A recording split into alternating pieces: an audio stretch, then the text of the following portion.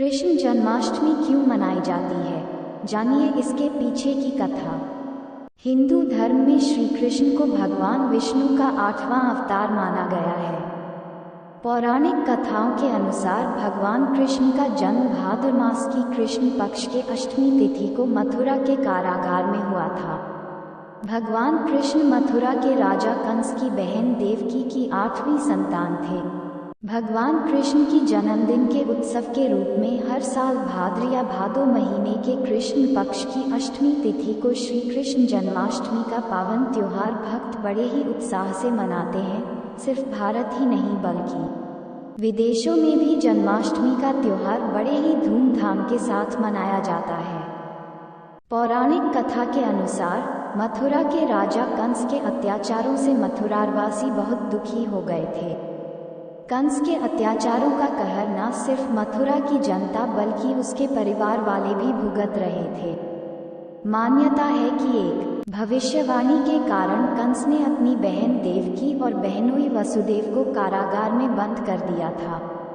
कंस के अत्याचारों से मुक्ति दिलाने के लिए भाद्र मास की अष्टमी तिथि को कंस की बहन देवकी की 8वीं संतान के रूप में भगवान कृष्ण का जन्म हुआ था। तभी से प्रत्येक साल भाद्र मास की अष्टमी तिथि को भगवान श्री कृष्ण जन्माष्टमी त्योहार मनाया जाता है। स्कंद पुराण के अनुसार मथुरा में उग्रसेन नाम का एक प्रतापी राजा था। वह स्वभाव में सीधा साधा था, जिस कारण उसके पुत्र कंस ने ही उनका राज्य हड़प लिया और स्वयं मथुरा का राजा बन गया। कंस की बहन थी देवकी। कंस अपनी बहन देवकी से बहुत प्रेम करता था। देवकी का विवाह वसुदेव के साथ हुआ। जब कंस बहन को छोड़ने के लिए जा रहे थे तभी रास्ते में एक आकाशवाणी हुई कि देवकी और वासुदेव की 8वीं संतान उसकी कंस मृत्यु का कारण बनेगी। भविष्यवाणी सुनते ही कंस ने देवकी और वसुदेव को मारना चाहा, लेकिन जैसे ही वह आगे बढ़ा तभी वसुदेव ने कहा कि वह देवकी को कोई नुकसान न पहुंचाए। वह स्वयं अपनी 8वीं संतान कंस को सौंप देगा। इसके बाद कंस ने वसुदेव और देवकी की हत्या तो नहीं की, लेकिन दोनों को कारागार में डाल दिया। कारागार में ही देवकी ने 7 संतानों को जन्म दिया। कंस ने एक एक कर सभी को मार दिया।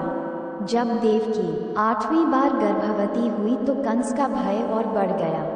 उसने कारागार पर पहरेदारी बढ़ा दी। देवकी ने भाद्रपद माह के कृष्ण पक्ष की अष्टमी की मध्य रात्रि को रोहिणी नक्षत्र में कृष्ण को जन्म दिया। भगवान विष्णु ने वसुदेव को दर्शन दिए और कहा कि वे स्वयं उनके पुत्र के रूप में जन्मे हैं। उन्होंने वसुदेव से कहा कि वे उन्हें वृंदावन में अपने मित्र नंद बाबा के घर पर छोड़ आएं और यशोदा जी के गर्भ से जिस कन्या का जन्म हुआ है उसे कारागार में ले आएं। वसुदेव ने ऐसा ही किया। इधर कंस को जैसे ही देवकी के 8वें संतान के बारे में मालूम हुआ तो वह कारागार पहुंचा।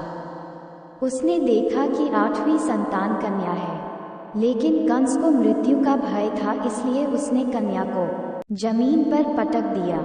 नवजात कन्या जमीन से आसमान में पहुंचकर बोली, रे मूर्ख, मुझे मारने से कुछ नहीं होगा। तेरा काल तो पहले से ही वृंदावन पहुंच चुका है और वह जल्दी ही तेरा अंत करेगा। फिर कंस ने वृंदावन में जन्मे नवजातों का पता लगाया। कंस ने यशोदा के लाल जो कि कृष्ण थे उसे भी मारने के कई प्रयास किए, लेकिन कृष्ण का बाल भी बांका नहीं हुआ। कंस को यह एहसास हो गया कि यह बालक ही वसुदेव और देवकी की 8वीं संतान है जो उसकी मृत्यु करेगा। कृष्ण ने युवावस्था में ही कंस का अंत किया। कहा जाता है कि कृष्ण जन्माष्टमी व्रत के दिन जो व्यक्ति इस कथा पाठ करता है या सुनता है उसके समस्त पापों का नाश होता है। दोस्तों, आपको ये कहानी कैसी लगी अपनी राय कमेंट में दें और चैनल पर नए हैं तो चैनल को सब्सक्राइब, लाइक और शेयर करें। धन्यवाद।